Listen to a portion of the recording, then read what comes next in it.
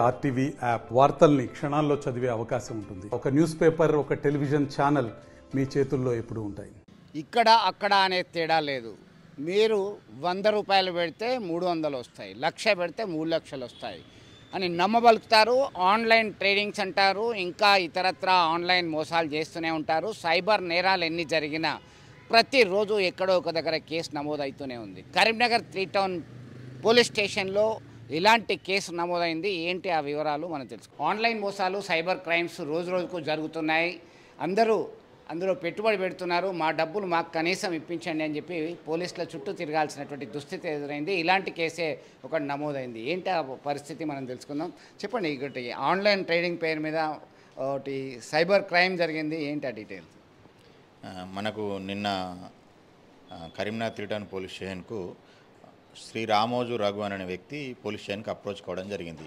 ఈయనకు రెగ్యులర్గా ట్రేడింగ్ చేసే అలవాటు కూడా ఉంది. సో దాంట్లో భాగంగా ఆయన 13/8/2025 నాడు ఒకటి టెలిగ్రామ్ యాప్ ద్వారా తెలుగు ట్రేడింగ్ లింక్ అని చెప్పి కూడా వస్తుంది. దాన్ని క్లిక్ చేయగానే ఆయనకు డైరెక్ట్గా వాట్సాప్ నెంబర్ ఒకటి వస్తుంది. దాంట్లో అతన్ని ఇన్వెస్ట్ చేయమనంటే ఆయన 20,000 ఇన్వెస్ట్ చేస్తాడు. 20,000 ఇన్వెస్ట్ చేయడంతోనే ఆయనకు రెట్టింపు లాభాలు వస్తాయని చెప్పని నమ్మిస్తే ఆయన దానికి సంబంధించిన ప్రాసెస్ అంతా కంప్లీట్ చేసుకొని పెట్టుకుంటాడు. దాని తర్వాత ఆయనకు నీకు 90,000 వస్తున్నాయి, 98,653 రూపీస్ వస్తున్నాయి. సో దానికి మీరు ట్యాక్స్ కట్టాలి అని చెప్పనంటే దానికి కొంత ట్యాక్స్ చెల్లించమనంటే ఆయన 20,000 ట్యాక్స్ రూపంలో చెల్లిస్తాడు. చెల్లించిన తర్వాత దీనికి ఇంకొక GST కట్టాలి మీరు 12% అని అంటే తిరిగి 11,000 రూపాయల చిల్లర 11,000 రూపాయలు కూడా చెల్లించడం జరుగుతుంది. తర్వాత మీరు కరెక్ట్ చేయలేరు, మీరు పంపించిన QR కోడ్ను సరిగా స్కాన్ చేయలేరు, కరెక్ట్ రాలేదు అని చెప్పానంటే మళ్ళీ తిరిగి 19,000 రూపీస్ పంపిస్తాడు.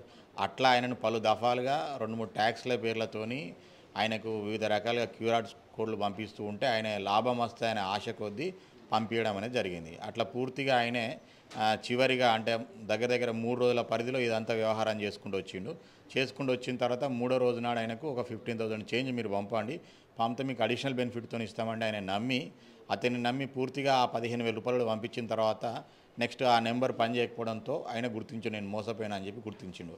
అట్లా 93,000 రూపాయల 372 రూపాయలను ఆయన ఆన్లైన్లో ట్రేడింగ్ పేరుతోని పెట్టి మోసపోవడం జరిగింది. ఇటు వ్యవహారం మీద, ట్రేడింగ్ల మీద అవగాహన ఉన్న వ్యక్తే ఈ రకంగా మోసపోవడం జరిగింది.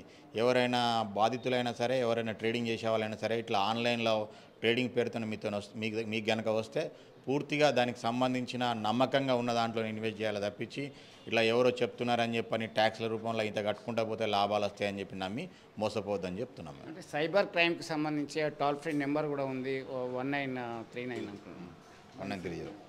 ఇప్పుడు ఎప్పుడైనా సరే ఇటువంటి సైబర్ క్రైమ్ ఫ్రాడ్ అవుతున్నది అని అంటే ఇమీడియట్గా ఫస్ట్ గోల్డెన్ హవర్ ఉంటుంది.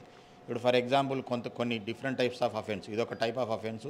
ఇంకోటి చూస్తే చాలామందికి హోటల్ కానీ స్టార్ హోటల్ రేటింగ్స్ ఇవ్వమనంటే వాళ్ళు ఇన్వెస్ట్ చేస్తుంటే డబ్బులు ఇస్తూ ఉంటారు. ఫస్ట్ రేటింగ్ చేయగానే ఒక 500-1000 రూపాయలు ఇమీడియట్గా డబ్బులు వేస్తారు.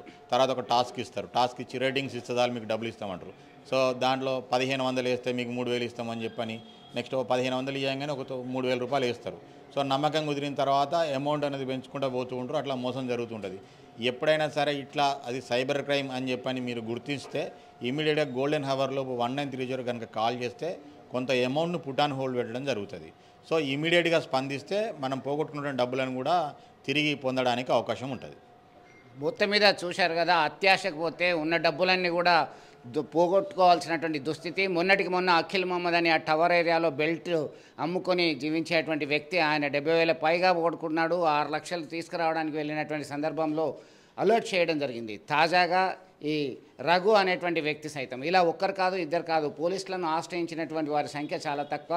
ఆశ్రయించకుండా తేలుగుట్టిన దొంగల్లాగా ఉండేటువంటి వారి సంఖ్య మరెంతో మంది ఉన్నారు. సో బీ కేర్ఫుల్, మీకు డబ్బులు ఊరికేనే రావు అని చెప్పేసి గుర్తించాల్సినటువంటి అవసరం ఉంది. విడుదల సుమంత్తో కలిసి చంద్రశేఖర్, ఆర్టీవీ, కరీంనగర్ నుండి. మరిన్ని వీడియోస్ కోసం ఛానల్ ని సబ్స్క్రైబ్ చేయండి, లేటెస్ట్ అప్డేట్స్ కోసం వాట్సాప్ ఛానల్ ని ఫాలో చేయండి అండ్ లింక్ డిస్క్రిప్షన్ లో ఉంది.